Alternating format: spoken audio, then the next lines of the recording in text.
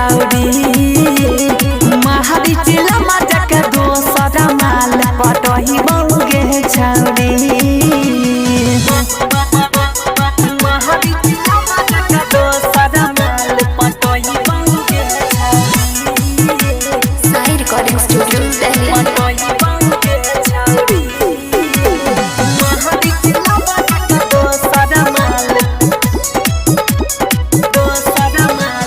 देखे जुमे धोखा त रहबो न याद में रहबो न याद में रहबो न याद में छोड़ देबे हमारा पछताइने के बाद में पछताइने के बाद में पछताइने के बाद में देखे जुमे धोखा रहबो न याद में छोड़ देबे हमारा पछताइने के बाद में दोसर जेना रहबो न याद में तोरा के छौरी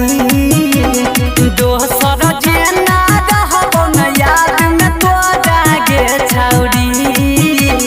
महारी चिला मजा के दोसर माल पटही बौगे छौरी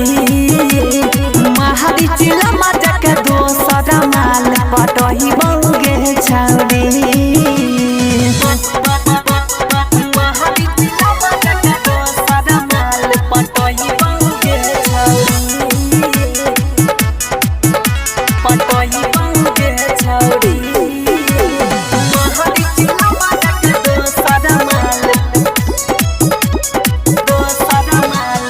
राइटर सुर संगे जइमे ससुराल गे जइमे ससुराल गे जइमे ससुराल गे अमर जी धनंजय संगे कके खेला बार गे कके खेला बार हे गई कके खेला है गे रमेश गुडू संगे जइमे ससुराल गे अमर जी धनंजय संगे कके खेला बार गे गाँव सोन लहलाया कके सना मह करबल गे छौरी